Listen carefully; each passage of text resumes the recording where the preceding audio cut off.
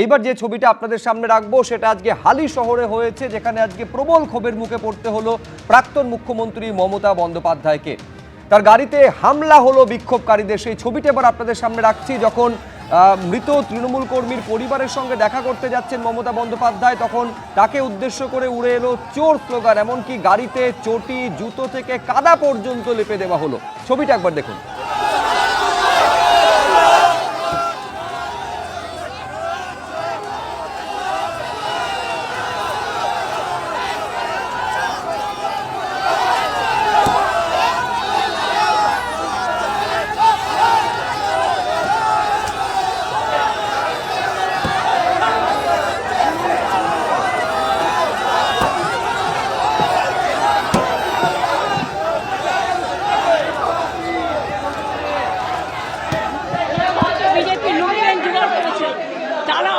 গাড়িতে অশ্রাব্য গালিগালাজ এবং এত বড় বড় ইট মেরেছে। আপনারা গাড়িটা দেখুন, পুরো গাড়িতে ইট মারতে মারতে আমাদের এসছি। আমরা তীব্র নিন্দা করছি, ধিক্কার জানাচ্ছি। তীব্র পিটিয়ে মেরা পুলিশ লকআপে ডেথ হবার পরেও তারা বাড়িতে এসে ভয় দেখাচ্ছে। কিন্তু আমরা আসবো বলেছিলাম, আমরা এসছি। নিরাপত্তা ভুলে যায়। আমাদের গাড়িতে বড় বড় পাথর ছোড়া হয়েছে পুলিশের সামনে। বাইরের লুম্পেনরা এসছে, সমস্ত লুম্পেনদের পুলিশ জোগাড় করেছে নিজেদের ব্যর্থতা ঢাকার জন্য। এই লুম্পেনদের দিয়ে প্রোটেকশন নিচ্ছে পুলিশ, কাস্টোডিয়াল ড্রেস করছে। এই লুম্পেনরা বাংলা আজকে লুম্পেনদের হাতে চলে গেছে। মিনিমাম আমি যে একটা বাড়িতে দেখা করতে আসবো বলেছি, কালকেও কথা হয়েছে তার স্ত্রীর সাথে আমার দুবার, আজকেও কথা হয়েছে। কথা হবার পরেও এমএলএ নিজে এসে তার বউকে বলেছে আপনি ঘর থেকে বেরোবেন না। কে? আমি তোমার পরিবারের দাদার সাথে কথা বলে গেলাম এবং আমরা কেস করব। যা বলা তোমার বউ কালকে বেসিকলি বলেই দিয়েছে, নতুন করে বলার কি আছে? It is recorded. পুলিশের উপর আমার কোনো রাগ নেই। রাগ হচ্ছে হোম মিনিস্টার নিজে he is doing nuisance. He is a nuisance creator. Atrocious terrible is going on in Bengal. Only the police have become the BJP card holders. যে ঘটনা আজকে ঘটেছে হালি শহরে, আপনারা শুনলেন প্রাক্তন মুখ্যমন্ত্রী মমতা বন্দ্যোপাধ্যায় বলছেন কোনো জনরোষের বিষয় নয়, এটা পুরোটা অর্গানাইজ করা হয়েছে, বাইরে থেকে গুন্ডা আনা হয়েছে, হোম মিনিস্টার নিজে নুইসেন্স করছেন, এটা প্রাক্তন মুখ্যমন্ত্রী অভিযোগ করছেন।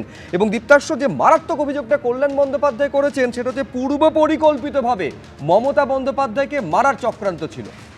না দেখুন, আজকের দিনটা কি? আজকে 9th আগস্ট 2024 সালে 8th আগস্ট আজকের দিনে অভয়ার ঘটনা ঘটেছিল এবং সেই ঘটনা নিয়ে আজও মানুষের মনে ক্ষোভ আছে এবং সেই ক্ষোভের বহিঃপ্রকাশ সদ্য হওয়া ভোটের রেজাল্টেও বোঝা গেছে এবং আজকে যখন অভয়াকে স্মরণ করা হচ্ছে তখনও বোঝা গেছে। এবার সেই দিনে কেউ যদি শকুনের মতো মৃতদেহ খুঁজতে বেরিয়ে পড়েন, তাকে দেখে মানুষের রাগ হতেই পারে। আমরা পরিষ্কারভাবে বলছি, আমরা চাই না যে প্রাক্তন মুখ্যমন্ত্রী তিনি যথাযথ সম্মান নিয়ে থাকুন, তার উপরে এরকম কোনো ঘটনা হওয়া, আক্রমণ হওয়া নিন্দনীয়। পুলিশ অবশ্যই ব্যবস্থা নেবে, পুলিশ ব্যবস্থা নিক, আমরা সেটাই চাই। কিন্তু তাকেও মনে রাখতে হবে যে জনতার যে আবেগের দিকটা, সেইটার সম্মানও তাকে দিতে হবে। আজকে সব রকম রাজনীতিতে অপ্রাসঙ্গিক হয়ে গিয়ে তিনি এখন মৃতদেহ খুঁজতে নেমেছেন। এর আগে মনে আছে শীতলকুচি, সেই ভাইরাল অডিও ক্লিপ, সেই অডিও ক্লিপে কি শোনা গেছিল আমাদের মনে আছে।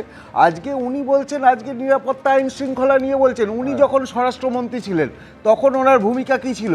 কামদুনির ঘটনা মনে আছে। দেবনারায়ণ সরকার একেবারে বিজেপি এইটা স্পষ্ট করে দিচ্ছে, দূর দূরান্ত পর্যন্ত এর সঙ্গে বিজেপির কোনো সম্পর্ক নেই, এটা তো তৃণমূলের সংস্কৃতি। দেবনারায়ণ দা, ঘরে বাইরে নিখিলেশে আত্মকথা রবীন্দ্রনাথ এক জায়গায় লিখছে, ভয়ের শাসনের সীমা কোন পর্যন্ত তাহার দ্বারা জানা যায়। 4টা মে অবধি ছিল ভয়ের শাসনের সীমা। দেবনারায়ণ সরকার, ভয়ের শাসনের সীমা কোন পর্যন্ত? 4টা মে অবধি ছিল। প্লিজ দেবনারায়ণ দা বলতে দে। দীপ্তাশ্ব প্লিজ দেবনারায়ণ দা বলুন। ভয়ের শাসনের সীমা কোন পর্যন্ত সেটা জানা যায় দেশের মানুষ কতখানি স্বাধীন। তার মানে শেক্সপিয়ারও বলেছে, কিং হেনরি VI বলেছে যে of all this passions fear is most accused. সমস্ত আবেগের মধ্যে, নিম্ন আবেগের মধ্যে সব থেকে অভিযুক্ত হলো এই ভয়। আজকে পশ্চিমবঙ্গে এরা এসেছিল ভয় আউট, ভরসা ইন। এখন হচ্ছে ভয় ইন, ভরসা হোক। যাকে মারা হয়েছে তাকে হাতে পায়ে বাঁধার দাগ স্পষ্ট, নির্মমভাবে মার ধরে কান দিয়ে স্পষ্ট রক্ত পড়ছে। কোথায় বললো এটা? কোথায় পেলেন? কোথায় পেলেন? পোস্টমর্টেম না, রিপোর্ট আমি বলছি ভরসার কথা বলছেন। এই মৃত বিরজু ক্যাওটের পরিবার কিন্তু স্থানীয় প্রশাসনের উপরই ভরসা রাখছে। ভবানী ভবনে অভিষেক বন্দ্যোপাধ্যায়ের পিএকে ম্যারাথন জিজ্ঞাসাবাদ করলো আজকে সিআইডি। দ্বিতীয় দফায় জিজ্ঞাসাবাদ পর্ব হয়েছে সন্ধ্যে 6টার পর। ভবানী ভবন থেকে বেরোনোর পর কি বললেন সুমিত রায় একবার শুনে নিয়ে আসুন। দেব রাকেশ, হতে পারে, কিন্তু আমি এ নিয়ে কোনো মন্তব্য করবো না। কোর্টেও তো বিচারাধীন, কোর্টে বিচারাধীন, তো আমি সব কিছু মন্তব্য করতে পারবো না। আপনার খোঁজে তদন্তকারীরা বিভিন্ন জায়গায় গেছে, পাচ্ছিল না, আপনি ছিলেন কোথায়? কলকাতার মধ্যে ছিলাম, এদিকে আশেপাশে ছিলাম। ছিলেন। না, আমি আর এটা নিয়ে কিছু বলতে পারবো না। এটা নিয়ে আচ্ছা, আরেকটা কথা, বলছি সেবাশ্রয় গতকাল আপনারা জানেন যে 10.5 ঘন্টার পর বেরিয়ে এসেছিলেন ভবানী ভবনে। আজকে 8.5 ঘন্টা পর কি হলো বা জানবো সরাসরি পার্থপ্রতিম ঘোষ আমাদের প্রতিনিধি রয়েছেন। পার্থ,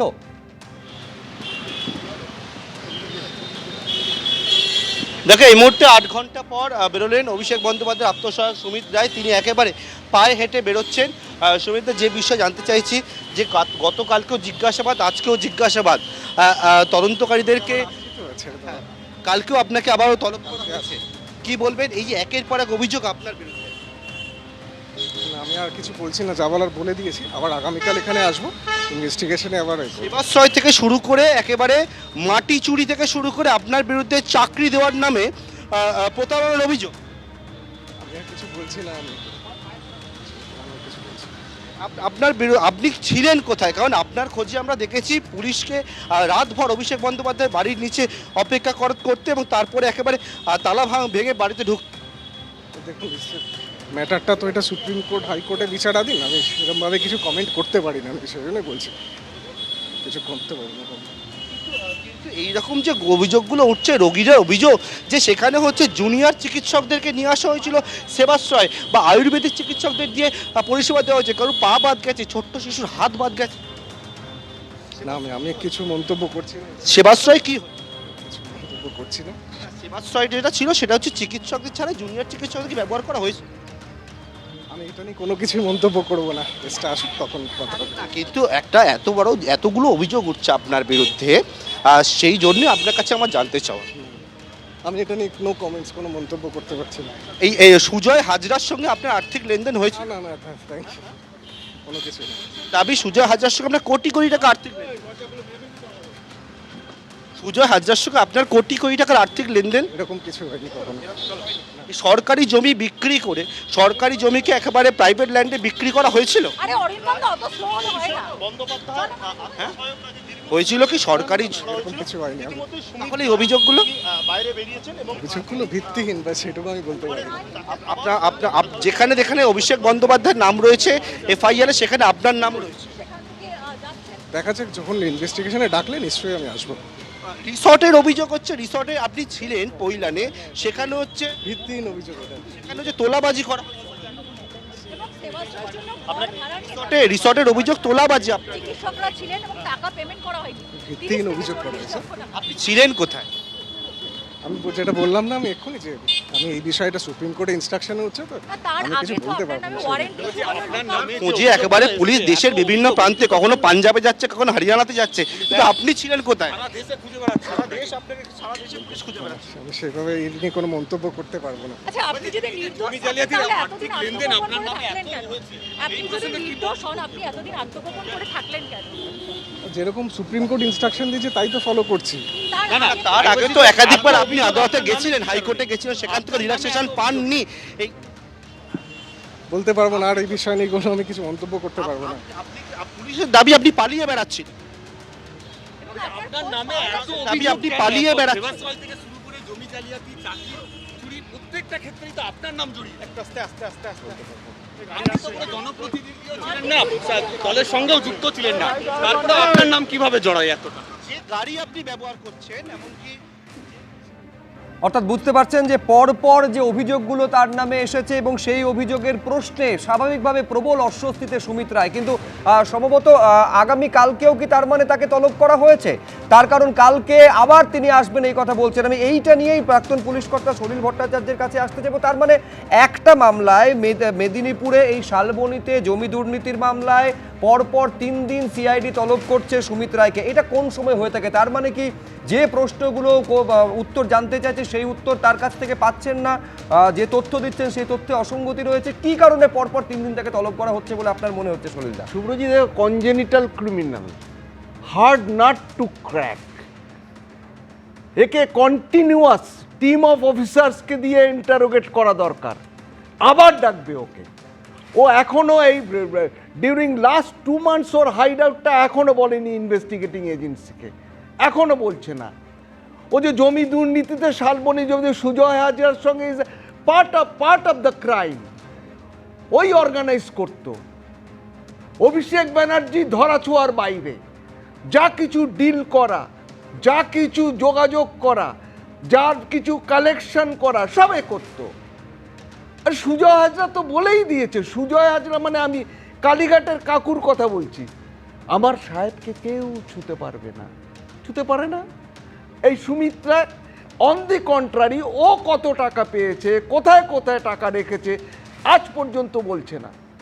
ধুরন্ধর যারা সিআইডির যারা খুব intelligent officers, team of officers in different team, তারা জিজ্ঞাসাবাদ করে চলেছে। আচ্ছা সলিল, আমি একটু আপনাকে ইন্টারাপ্ট করছি। এবার কালকে তলব করা হয়েছে, কালকে কি কারণে তলব করা হয়েছে আমি সরাসরি আরেকবার পার্থর সঙ্গে কথা বলে জানার চেষ্টা করব। পার্থ,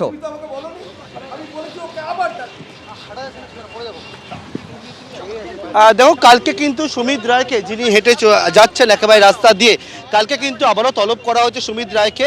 সেটা হচ্ছে দেব রায়, তুমি জানো চাকরি দেওয়ার নামে প্রতারণার একটা অভিযোগ হয়েছে, এবং সেই চাকরি দেওয়ার নামে প্রতারণার যে অভিযোগ, যাতে হচ্ছে হাইকোর্টের রক্ষা কবচ রয়েছে সুমিত রায়, সেই চাকরি দেওয়ার নামে প্রতারণার অভিযোগের যে মামলা, তাতে কালকে সকাল 11টার সময় অভিষেক বন্দ্যোপাধ্যায়ের আত্মসহায়ক সুমিত রায়কে তলব করা হয়েছে।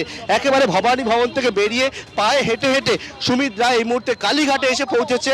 সামনেই অভিষেক বন্দ্যোপাধ্যায়ের বাড়ি, খুব সম্ভবত সেখানেই যাচ্ছেন সুমিত রায়। অর্থাৎ অভিষেক বন্দ্যোপাধ্যায়ের আত্মসহায়ক সুমিত রায় তিনি ভবানী ভবন থেকে বেরিয়ে একেবারে পায়ে হেঁটে হেঁটে এই মুহূর্তে বেরিয়ে এসছেন, এবং বেরিয়ে এসে অভিষেক বন্দ্যোপাধ্যায়ের কালীঘাট রোডের যে বাড়ি আমরা গতকালকেও দেখেছিলাম, সেই বাড়ির কাছে এই মুহূর্তে অভিষেক বন্দ্যোপাধ্যায়ের আত্মসহায়ক সুমিত রায়।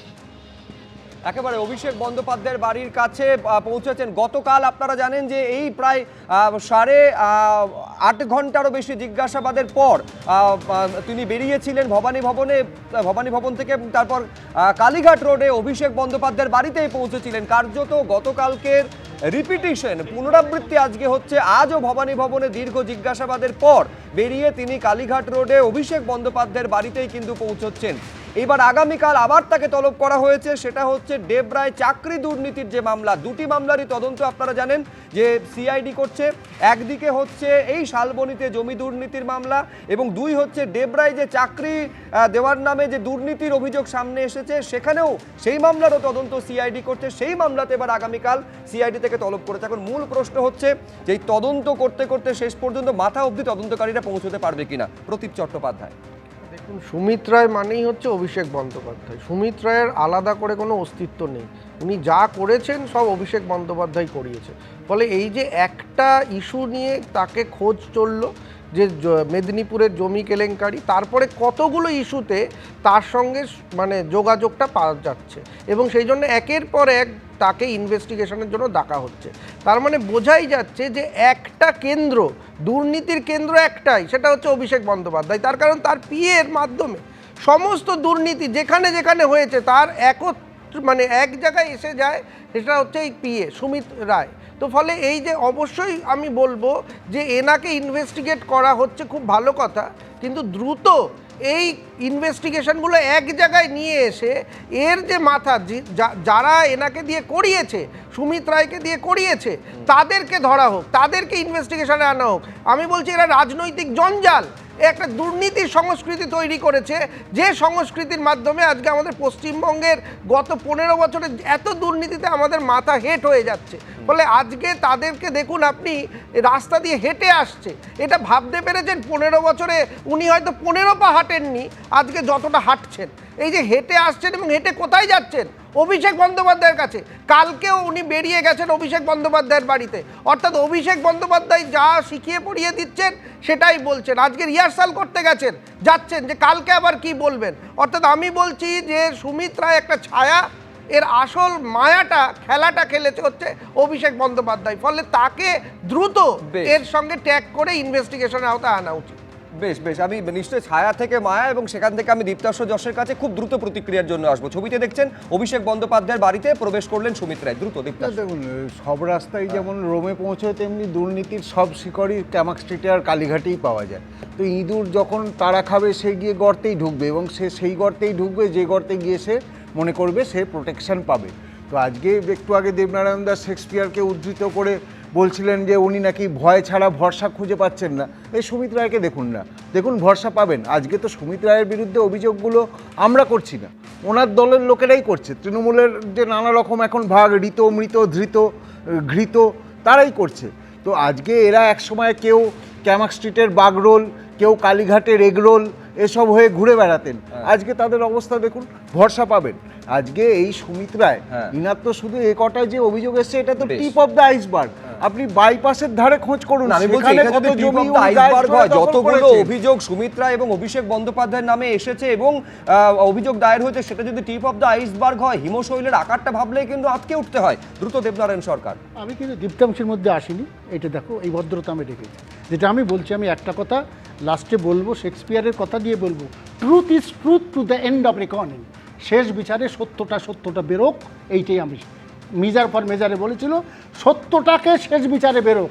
এই সব মিসক্রিয়েন্টস, এই দালাল যারা হোক, আমরা চাই যে অভিযুক্ত, যে কথাটা সলিল দাও বলেছে, এই সব দেখ নাই নয়। আজকে ও এখানে কলকাতায় ছিল, কেন পুলিশ বার করতে পারলো? হ্যাঁ, কলকাতায় থাকা অবস্থায় সেটা আপনি জানলেন কি করে?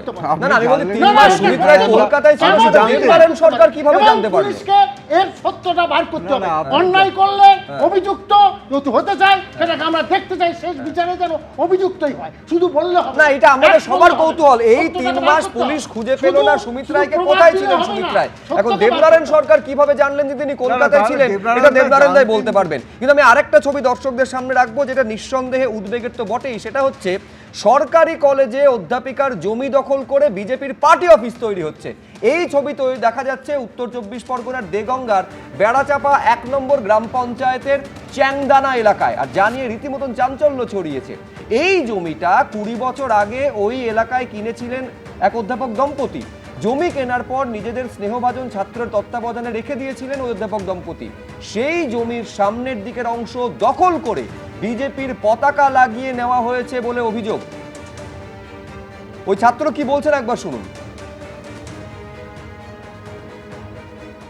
গতকাল রাত্রে বিজেপির এই মণ্ডল জিএস সুমন বিশ্বাস, বুথ সভাপতি আনন্দ সরকার, এদের নেতৃত্বে একজন সরকারি কলেজের অধ্যাপিকা মৌমিতা রায়ের জমি, যার ছাত্র আমি, তার নেতৃত্বে এই পার্টি অফিস কালকে গড়ে তোলার প্রক্রিয়া শুরু করেছে। আমি রাতেই থানায় গিয়েছিলাম, পুলিশ এসেছেন, এই অবস্থায় রয়েছে। এখন আমি স্যার এবং ম্যাডাম দুজনকেই আমি খবর দিয়েছি, তারা আসবেন, অভিযোগ করবেন। ছাত্র হিসাবে আমার দায়িত্ব রয়েছে, আমিও থানাতে অভিযোগ করব। একদম জমির ফ্রন্ট পজিশন দখল করে রেখে নিয়েছে, বিজেপির পার্টি অফিস তৈরি করেছে। আমি সমীরনের সঙ্গে কথা বলবো, আমাদের প্রতিনিধি রয়েছেন ফোন লাইনে। আমি খুব সংক্ষেপে তোমার থেকে জানতে চাইছি কি ঘটেছে, বিজেপির বিরুদ্ধে অভিযোগ, বিজেপির কি বক্তব্য? দেখো, বিজেপির পক্ষ থেকে যেটা বক্তব্য তোমাকে প্রথমে বলি যে বেড়াচাপা 1 নম্বর পঞ্চায়েত এলাকায় যে বিজেপি নেতাদের বিরুদ্ধে অভিযোগ উঠেছে যে অধ্যাপক দম্পতির জমি জোর করে দখল করে দলীয় কার্যালয় তৈরি করা, এবং সেই বিষয়টি দলের তরফ থেকে ব্যবস্থা নেওয়ার আশ্বাস দেওয়া হয়েছে স্থানীয় বিজেপি নেতৃত্বের তরফ থেকে। কিন্তু যে অভিযোগ সামনে এসেছে যে একজন অধ্যাপক দম্পতির দেগঙ্গা চ্যাংদানা এলাকায় যে জমি রয়েছে, সেই জমিতে অবৈধভাবে দলীয় কার্যালয় তৈরি করা হচ্ছিল। বিষয়টি দেগঙ্গা থানার পুলিশকে জানানো হয়, পুলিশ এসে গতকাল রাতেই পদক্ষেপ নেয় এবং এই দলীয় কার্যালয় তৈরির যে প্রক্রিয়া সেটা বন্ধ করে দেওয়া হয়েছে। কিন্তু ওই অধ্যাপক দম্পতির স্পষ্ট অভিযোগ যে অন্যায়ভাবে জোর করে তাদের জমি দখল করে দলীয় কার্যালয় তৈরি করছিল স্থানীয় বিজেপি নেতৃত্ব, এবং তাদের অভিযোগের তীর দুই নেতার বিরুদ্ধে, এবং তাদের বিরুদ্ধে দলীয় ব্যবস্থা নেওয়া হবে এমনই আশ্বাস দেওয়া হয়েছে স্থানীয় বিজেপি নেতৃত্ব। কিন্তু ছবিতে স্পষ্ট দেখা যাচ্ছে যে বিজেপির পতাকা সেখানে লাগানো হয়েছে। আমি বলছি দীপ্তাশ্ব, স্পষ্টভাবে আপনাদের শীর্ষ নেতৃত্ব, আপনাদের স্বয়ং রাজ্য সভাপতি আন্ডারলাইন করে দিয়েছেন যে এই ধরনের ঘটনা ঘটলে দল রেয়াত করবে। আমি বলছি তারপরেও পরিস্থিতি বদলাচ্ছে না, সেই পরপর অভিযোগের ছবিগুলো সামনে আসছে। পরিষ্কারভাবে আমরা পরিষ্কার করে দিয়েছি যে কোনো রকম লুম্পেনাইজেশনকে আমাদের দল সমর্থন করে না, এবং কেউ যদি মনে করে যে দলের জার্সি পতাকা হাতে নিয়ে সে কোনো রকম লুম্পেনাইজেশন করবে তাহলে সেটাও সমর্থন করা হবে না। প্রশাসনিক ব্যবস্থাটা হবে তো শেষ প্রশাসনিক ব্যবস্থা দেখো, উনি বললেন, আপনাদের প্রতিনিধি বললেন যে গতকাল রাতেই পুলিশ প্রাথমিক ব্যবস্থা নিয়েছে, এবং আমরা একদম বলছি যে এখানে লাগাম টানা যাচ্ছে না, নয়। দেখো দরকারে এটা পুলিশকে ব্যবস্থা নিতে হবে। আমরাও তো বলছি যে পুলিশকে একদম নির্ভয়ে নিরপেক্ষভাবে পুলিশের কাজ করা দরকার। পশ্চিমবাংলার আইন শৃঙ্খলার অবস্থা তৃণমূল মডেল চলবে না, তৃণমূল মডেল থাকবে না, তৃণমূলের জমানা চলে গেছে। সেই মডেল পুলিশ যেন ভুলে যায় এবং পুলিশ যেন নতুন ব্যবস্থার সঙ্গে দ্রুত অভ্যস্ত হয়ে ওঠে। ঠিকই, আমি বলি তৃণমূলের জমানা চলে গেছে, কিন্তু উদ্বেগের জায়গাটা সেটাই যে সেই অপসংস্কৃতি এই জমানা বদলানোর পরেও সেগুলো কি সম্পূর্ণ মুছে ফেলা সম্ভব হয়েছে? এই ছবিগুলো বড় করে সেই প্রশ্নটা সামনে এনে দাঁড় করাচ্ছে। অর্থাৎ তোলাবাজির পর বিজেপির বিরুদ্ধে এবার জমি দখলের অভিযোগ, দ্রুত দেবনারায়ণ সরকার। আচ্ছা, 250 জনের মধ্যে 22 জনকে সাসপেন্ড করলো। আপনারা কজনকে করেছিলেন দেবনারায়ণ দা? পার্থবাবুকে সাসপেন্ড করতে তো 6 মাস লেগে গেছিল। যেদিন এখানে ছিলাম দক্ষিণ 24 পরগনা একদম নামগুলো মনে পড়ে, জ্যোতিপ্রিয় মল্লিকের নাম মনে পড়ে। এদেরকে সাসপেন্ড করতে আপনাদের ক বছর লেগেছিল? কতদিন লেগেছিল? আপনাদের 15 বছরে সময় একেবারে শেষ। ওয়ান লাইনার সলিল ভট্টাচার্য, আমি দুজনকে থামালাম। সলিল দা দ্রুত। আরে ঠিক আছে, হয়েছে। প্লিজ দীপ্তাশ্ব, দেবনারায়ণ দা, দুজনকে থামালাম। One liner Debnarayan. দেখো, জমি দখল করা, তোলাবাজি করা, এটা কিন্তু শুরু হয়ে গেছে। একটা দৃষ্টান্তমূলক কিন্তু অ্যাকশন যদি না নেয় এগুলো বন্ধ হবে না। বেশ, নিঃসন্দেহে আমাদের নজর থাকবে যে দলীয় স্তরে এবং প্রশাসনিক স্তরে কি ব্যবস্থা নেওয়া হয়। আপাতত আলোচনা এই পর্যন্ত।